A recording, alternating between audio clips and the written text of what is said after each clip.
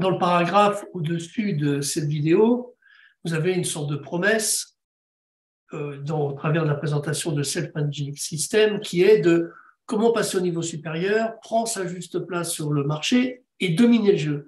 C'est quand même je me rends compte moi-même là que c'est une promesse qui est très forte.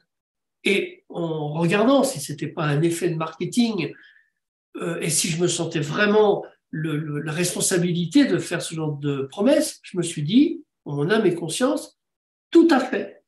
Et cette première partie de présentation consiste à regarder comment vraiment c'est possible et pourquoi c'est possible.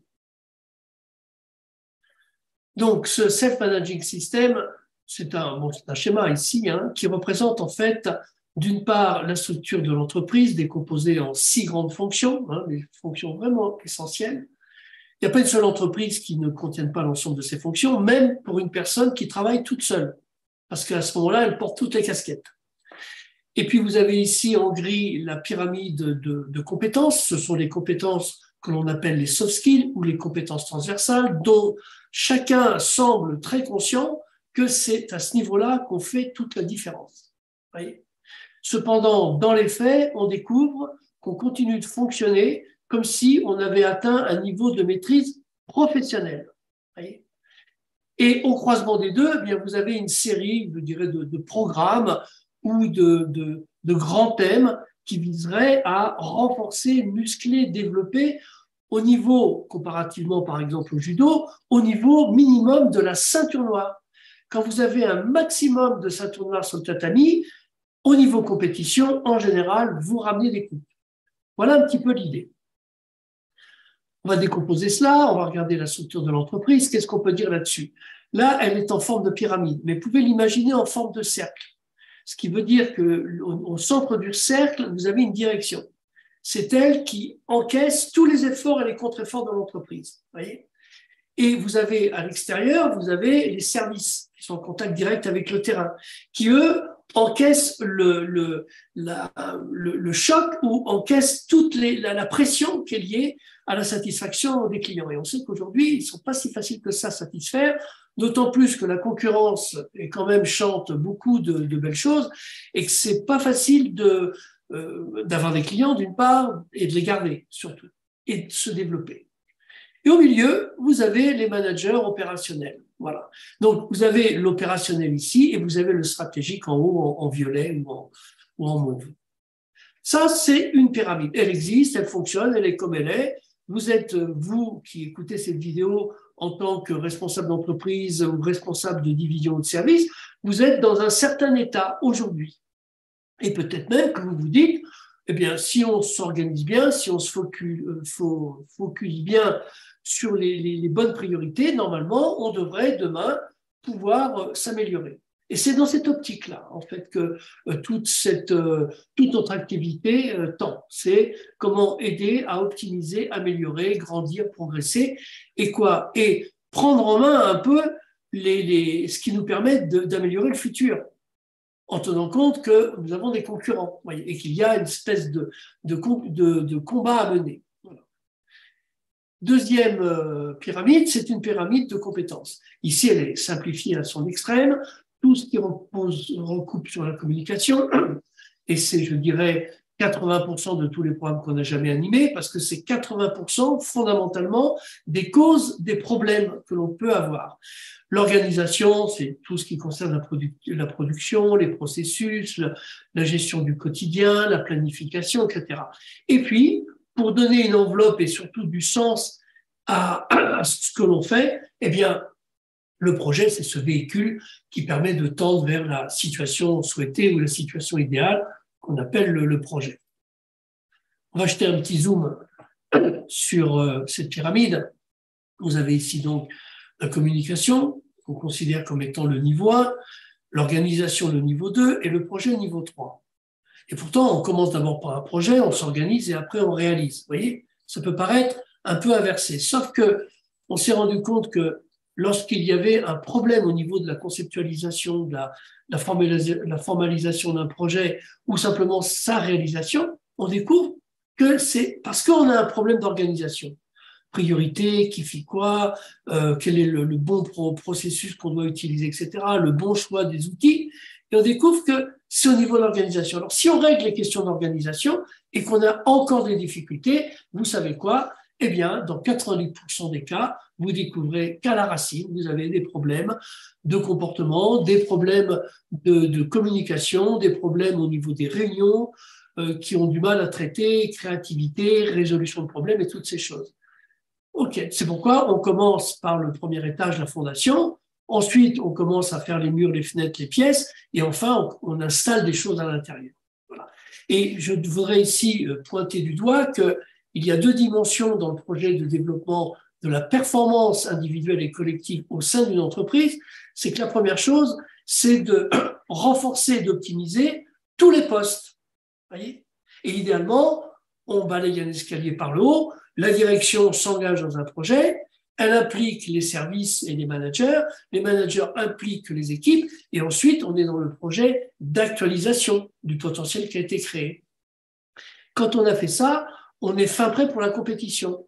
Après, on se fixe des objectifs à l'extérieur, de conquête de marché, de fidélisation de clients, de développement de nouveaux secteurs, et je ne sais quoi encore, ou de changement de la structure dans le but de pouvoir s'attaquer à des nouveaux segments de marché, par exemple. Voilà. Je vais apporter une précision complémentaire, c'est qu'au cœur de toutes ces compétences, communication, organisation et projet, au cœur de ces compétences, il existe un triptyque, voyez, une espèce de noyau dur, qui est l'espèce de cellule souche, hein, et à partir de quoi, dont dépendent toutes les autres compétences. Voyez. Vous avez au cœur ici 4 petits bonhommes qui symbolisent quoi? Les différents niveaux d'énergie ou les différents niveaux d'émotion. Parce que énergie et émotion, fondamentalement, c'est la même chose. C'est l'émotion qui met en route l'action, en réalité. Mais en amont des émotions, vous avez des pensées. Donc le gars qui est dans créatif, dans création, ou qui est dans construction, vous voyez bien qu'il n'est pas en train de penser les mêmes choses, qu'il ne regarde pas les mêmes choses, qu'il n'est pas à propos des mêmes objectifs que celui qui est dans colère, par exemple, ou antagoniste, qui est fâché, qui veut tout casser, etc. Ou celui qui, au contraire, va baisser les bras parce qu'il est submergé, il n'arrive à ne plus confronter les choses. Vous voyez. Donc, les émotions nous signalent aussi des modes de pensée. Et si on veut modifier son registre émotionnel, se mettre dans un courant d'énergie positive, on va peut-être regarder un petit peu comment on pense, c'est quoi nos considérations. Qu'est-ce qu'on est en train de regarder? Est-ce qu'on regarde un futur positif ou on est en train de craindre en regardant un futur négatif? Oui, c'est à la fois très très simple, mais en même temps, ça vient cueillir les gens là où on peut être cause, là où on peut changer, là où on peut améliorer réellement les choses. Et puis, donc, vous avez cette échelle d'énergie et qui permet de réguler les flux rentrants et sortants. Vous voyez, on est dans un monde duel et il se passe qu'il y a des choses qu'on fait rentrer et des choses qu'on fait sortir. On mange, on respire, on rejette du carbone. Vous voyez, on parle, on prend de l'information, on donne de l'information. Une société, elle se nourrit du fournisseur, elle fait sa cuisine et elle ressort un produit et des services. On est toujours dans le donner et le recevoir. Et au niveau communication, la comparaison la plus efficace, c'est plutôt la respiration. Vous voyez, on inspire, on expire. Demandez à quelqu'un de ne faire que d'expirer, que de parler, ou que de inspirer, inspirer, et vous savez très bien qu'il va mourir. Dans la communication, c'est pareil. Si on n'a pas un flux alterné d'informations qui se situent au niveau de créer et construire, c'est-à-dire dans le registre des émotions du type intérêt, enthousiasme, etc., bienveillance, etc., eh bien, on sait qu'on a des problèmes. Voilà. Donc, c'est en ce sens où, présenté très brièvement, et d'une façon peu pédagogique d'ailleurs, vous présentez ces 3 champs de compétences interactifs. Stress, écouter, empathie et parler, affirmation. Voilà. Donc, maintenant, avec ce que l'on sait, on se retrouve dans la situation suivante. On a d'un côté une structure de fonction, voilà, où chacun a un rôle, des choses particulières à faire, etc.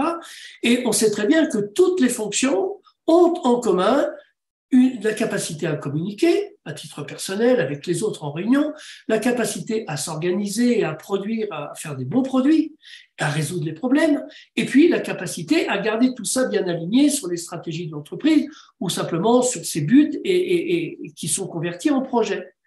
Et quand on met ça en synergie, normalement, on voit apparaître ici un potentiel à conquérir. C'est-à-dire que l'entreprise, après un cycle de travail sur ces dimensions, de muscler ses compétences au niveau individuel, collectif, etc., et à tous les étages de l'entreprise, idéalement, eh bien, on a quoi? On a une nouvelle entreprise. Une entreprise qui a une bien plus grande couverture, qui est capable de gérer un bien plus grand espace, qui a un état d'être et un état de faire et d'avoir agrandi et amélioré. Et on s'est rendu compte que quand quelqu'un prenait en main son futur, en général, vous aviez pendant cette période-là quelqu'un de plutôt heureux. Donc, sans vouloir jouer sur cette corde sensible quand même, c'est que l'entreprise devrait normalement être un endroit où on s'épanouit, donc un endroit où on est heureux. Donc, vous avez ici, pour aller très vite, vous pouvez avoir un programme uniquement pour la direction. Vous voyez, 7, 8, 9, 10 personnes qui s'impliquent dans un programme où elles restaurent un très haut niveau de communication, elles améliorent leur organisation, et on va voir qu'il y a des possibilités vraiment très simples pour faire ça, et puis elles se fédèrent autour de projets stratégiques. On peut faire ça pour le management. Vous voyez, les managers ont tout intérêt à améliorer leur communication. D'ailleurs, un programme de management, c'est fondamentalement restaurer l'aptitude du manager à rentrer à nouveau en communication professionnelle avec les collaborateurs pour les amener à définir leurs objectifs, leur plan d'action, pour les coacher au quotidien, les faire évoluer, je ne sais quoi encore. Et c'est vrai pour les opérationnels. Mais vous pouvez imaginer aussi un travail synergétique, direct, c'est-à-dire que la direction fait son boulot, mais ensuite elle fait le même boulot avec ses managers et les managers font ce même boulot avec les opérationnels. Là, je peux vous garantir que ça élève le coefficient de synergie d'une façon assez extraordinaire. OK. Voilà donc le potentiel que revêt, si vous voulez, ce concept et cette idée de self-managing system. Et maintenant, c'est comment on fait concrètement. Voyez, donc, on va voir qu'on a segmenté tout ça en une série d'ateliers. Il y a les ateliers de direction, et c'est l'objet des vidéos qui sont, des 3 petites vidéos qui sont dessous. Donc là, on présente le cycle et on présente les différents ateliers. Ensuite, on a le cycle, les ateliers du manager. C'est pareil, le management, ça repose sur un cycle. On part d'un point zéro où on a besoin d'un poste, et on part à la fin où un collaborateur s'en va avec les honneurs et pour aller vers des niveaux supérieurs. Et en même temps, on a une équipe qui tourne bien et qui fonctionne bien. Et puis enfin, évidemment, le cycle, les ateliers commerciaux, ça correspond au cycle de vente, qui va de l'offre à la demande et par toutes les étapes de conversion. Voilà. Et donc, on va le regarder un petit peu plus en détail. Voilà. Voilà, j'espère que ça vous donne plus de réalité, que ce soit plus concret, cette notion de self-managing system. Cependant, ça reste quand même un métaniveau, voyez-vous. On regarde les choses, encore, on est dans l'hélicoptère, on est à 300 mètres là. Évidemment, au bout d'une trentaine d'années, on commence à modéliser des bonnes pratiques managériales, commerciales, de direction, et on se rend compte qu'il y a des choses qui reviennent tout le temps et que ça mériterait peut-être de les formaliser. C'est pourquoi on a été amené au fil du temps à écrire une série de livres sur le management, la vente et la formation. Voilà. Je vous remercie de votre écoute. En tous les cas, vous êtes le bienvenu. C'est facile pour vous de nous contacter. On sera toujours d'échanger brièvement et de voir si c'est intéressant pour vous comme pour nous d'aller plus loin. Voilà, je vous dis à très bientôt.